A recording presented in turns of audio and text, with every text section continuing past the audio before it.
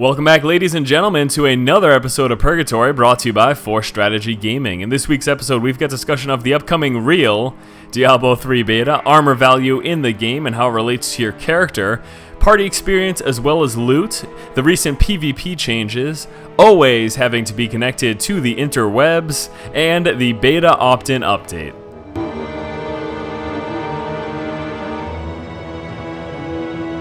Looks like we are still on track to have the Diablo 3 beta start before the end of September in the third quarter of this year. However, it is very important to note that this is going to be a beta in the truest sense of the word. What do you mean by that, Force? Well, a lot of the prior franchises' betas for Blizzard have been of more or less releasable products, but it is looking, because they are testing out a lot of new hardware and systems all at the same time, the beta for Diablo 3 will be more or less rough. Now, that's very important to note because they want to keep the amount of player base in the beta consistent, and they are expecting there to be a decent rate of attrition. People will finish through the content of the beta and kind of get tired, maybe with any downtime or anything like this. So it is certainly possible that there will be numerous waves of keys going out. So if you don't happen to make it in the first wave of the beta, keep your fingers crossed. There will be additional waves very likely to follow after that. And again, because there will likely be a more or less high rate of attrition during the beta, even if you don't make it in initially in the first few waves, you certainly still have a chance as the player base begins to drop off. So yes, this will be a true beta. Expect downtime, expect bugs. They're going to be testing out a lot of systems, and obviously the goal is for them to get this all ironed out as quickly as possible.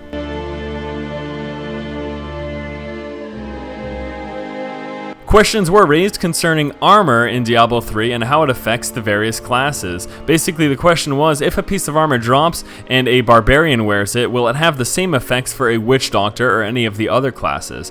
The response to that was yes, any base armor will have the same effect for all 5 classes. However, there was one caveat to that, and that is simply that there are passives and skills for some of the classes that provide increased benefits from armor. A specific example being that the barbarian has a passive named Tough as Nails, which increases the barbarian's armor by 100%. So although armor pieces have the same benefit to all of the classes, certain classes do get additional benefits through skills and passives.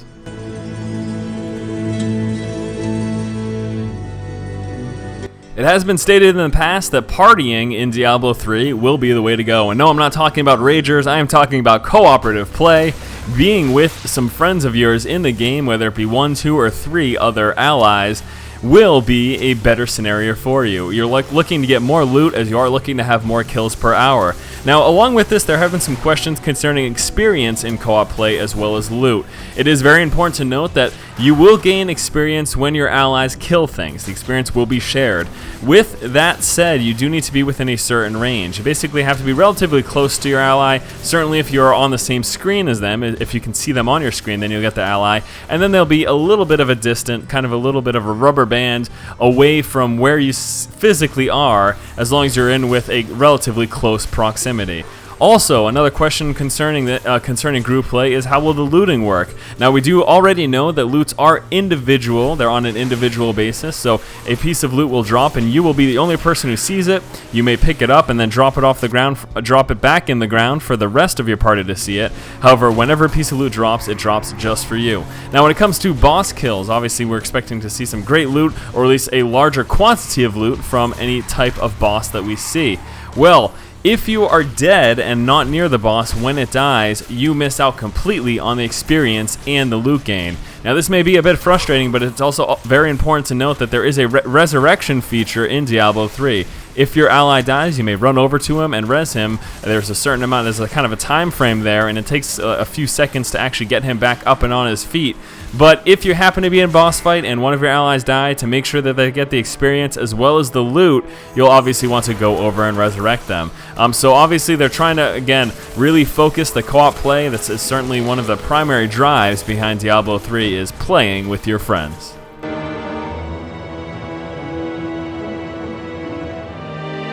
During last week's Diablocast, we went into quite some detail discussing the recent PvP changes that were announced at the media event.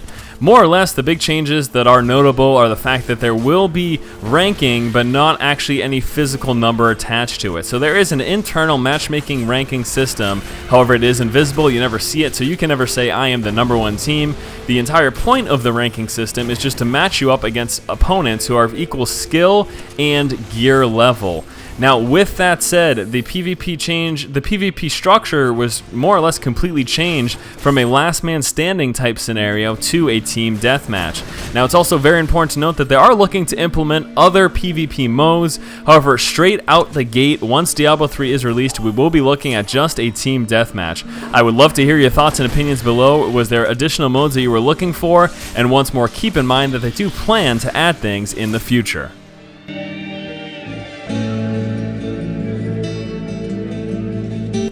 Be sure to pay your internet bill, because if you don't, you are not playing Diablo 3.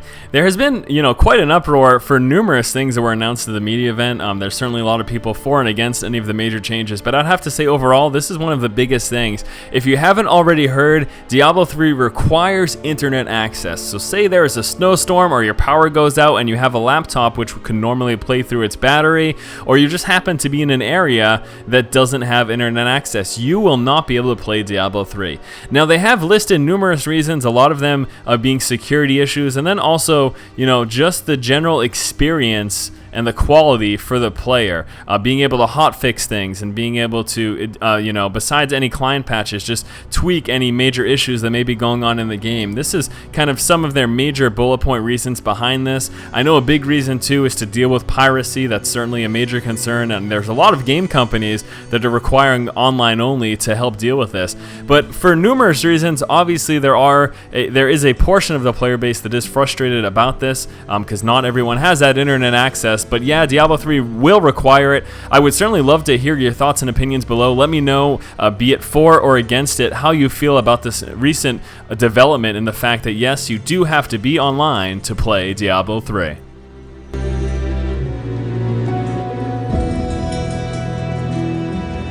Last week, after the Activision Blizzard investor conference call, there was a forum post informing everyone to update their beta opt-in settings. I did make a video about this, but I just wanted to get the word out there once more.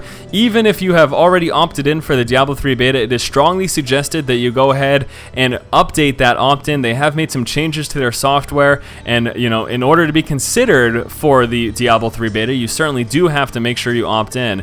Now, if you haven't seen this, I did make an instructional video, kind of a nice and easy step-by-step. It's a relatively easy process, but I thought, hey, heck, why not? Might as well throw something out there just in case anyone's slightly confused. So yes, even if you have already opted in for the Diablo 3 beta, you want to go ahead and update your settings.